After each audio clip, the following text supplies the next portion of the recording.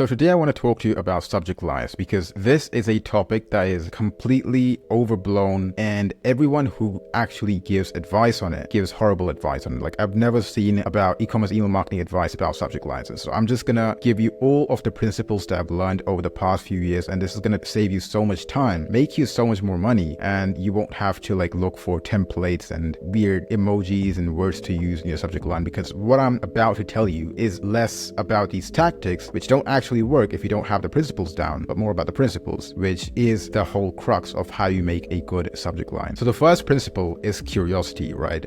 And the reason that I put curiosity as the first principle is because it is the most important part of any subject line, right? Anytime you want someone to take an action, one of the most sure ways to do that is curiosity, because people just cannot help themselves. There's a reason that there's a proverb called "curiosity killed the cat," and it doesn't just exist for no reason.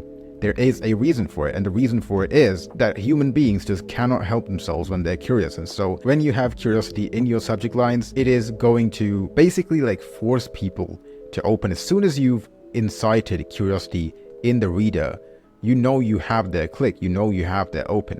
And so even with YouTube videos, even with YouTube thumbnails, it's literally, curiosity is everywhere in marketing, and when you know how to utilize it properly, you can make a lot more money. So your subject line needs to elicit curiosity. Now, this doesn't have to happen all of the time, but it has to happen probably the majority of the time, because otherwise you're probably not getting much money. Because if you're not using curiosity, you're using some of the other principles that I'll describe in the near future in this video, but those only work well in specific scenarios, not in all scenarios. So curiosity is the main principle that you need to rely on to make good subject lines. Now, when I say curiosity, I don't mean clickbait, right? Because a lot of people will mistake it for clickbait, and a lot of people will think, oh, all I have to do is really just, use shocking or really weird subject lines. And that does work, and you should use it every now and then.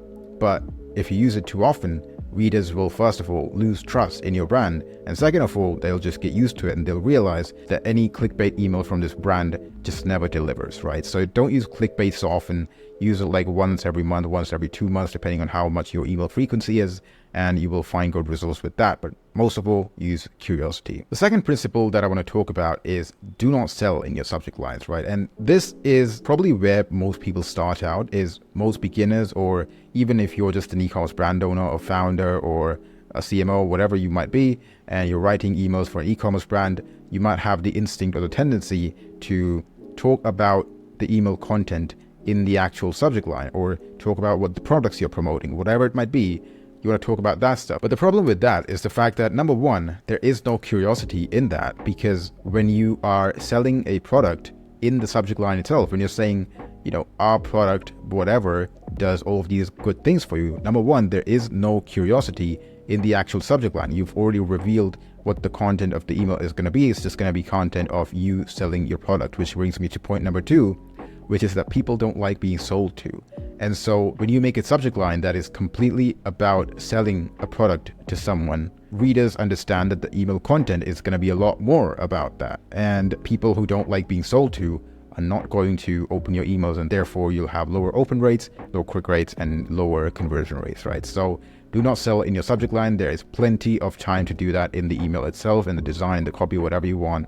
But please, in the subject line, don't sell. There is only one caveat to this, which is if your readers really care about the thing that you're selling. So if your readers really care about whatever the content of your email might be, so for example, you have a very engaged audience and every time you do a product launch, everyone's really excited about it, then absolutely use that in your subject line, right? Because that hype is going to fill that gap that the lack of curiosity left out, right? Another example is if you are doing a sale, right? If you're doing a sale, if you're doing a discount, something like that, then you want people to open the email for the sake of that sale, for the sake of that offer, for the sake of that discount. You want people to see the fact that you have a discount and then be primed to open the email and see the fact that you have a discount in the content, right? And of course, a lot of people are a lot more excited when they see a discount or a sale, and so that will cause them to open the email as well. Principle number 3 is that the only purpose of your subject line is to get them to open the email. There is no other reason that you're writing the subject line. There are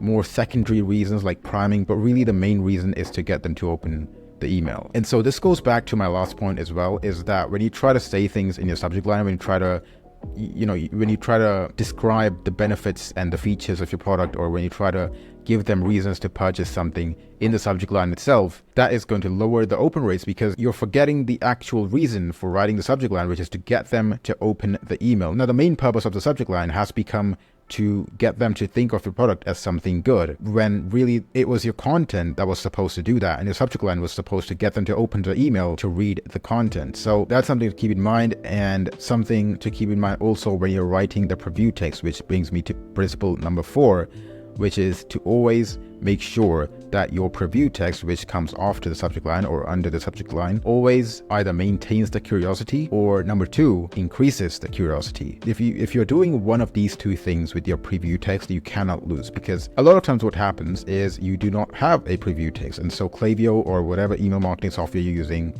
will write the preview text for you, and you do not want that to happen, because those things are going to come out pretty badly. And so you always want to have a preview text, number 1. Number 2, like I said, maintain or increase the curiosity that was created by the subject line. So a lot of times you might have made the mistake of, you had a curiosity inducing subject line, but in the preview text, you basically answered the curiosity that was in the subject line. And so now you created curiosity and then deleted it at the same time. And so there's a neutralization effect, and the reader doesn't really want to open your email anymore because that curiosity has been satiated. And so you don't want to do that with the preview text. Do that with the content.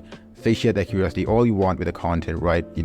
And it should be gratifying, right? People open the email to know what the email is about, and you want to make sure that that is gratifying enough. But in the subject line, please do not delete the curiosity. Principle number 5 is short and sweet. And what I mean by this is a subject line can only be 8 words long or 40 characters. That's about the maximum a subject line can go, especially when you go on a mobile screen and you have even less space to fit those words in.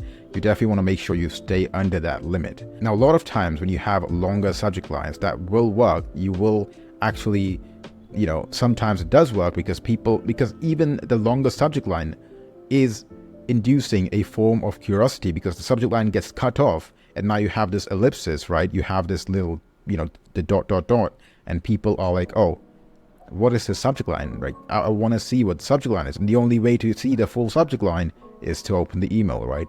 And usually subject lines like that also have kind of content that they're attached to that will satiate that curiosity even more. But as a beginner, you should not be trying that. You should just stick to making short sentences with fewer words and fewer characters. And once you stay within that limit, you can experiment with longer subject lines. You can experiment with making more shocking or more kind of borderline clickbait subject lines every now and then, and you will find that sweet spot that you will cherish for the rest of your life. Principle number 6 is to put yourself in their shoes. And this is probably the second most important principle of all 6 of these. Before you send press on an email, you always want to make sure you have done this. Basically, you need to imagine that customer avatar. I'm sure you have a customer avatar for an e-commerce brand. It might be, single women in their 20s or whatever it might be, right? Or like fathers in their 30s, like whatever your audience is, you need to imagine who that person is. Like, what are they doing in their day-to-day life? And what are they doing specifically at the time you're sending that email? Like, if you're sending at 9 a.m. on a Wednesday, what is your avatar doing at that specific moment in time? And what this will help you do is it will put you in their frame of mind. And then what you want to do, I'm not kidding, literally just close your eyes for a couple seconds and imagine you are that person and you're doing that action that you're doing at 9 a.m. on a Wednesday. And then imagine you get a notification about an email from your brand, and that's the subject line, that's the preview text. Is this subject line and preview text going to take you out of what you are doing right now to give priority to that action, and then eventually maybe even read the actual email? Is the subject line strong enough to make you want to interrupt whatever the heck you're doing and read what the email is about? Because if it is not, then go back to the drawing board, to the subject line, and make a couple changes, reimagine it.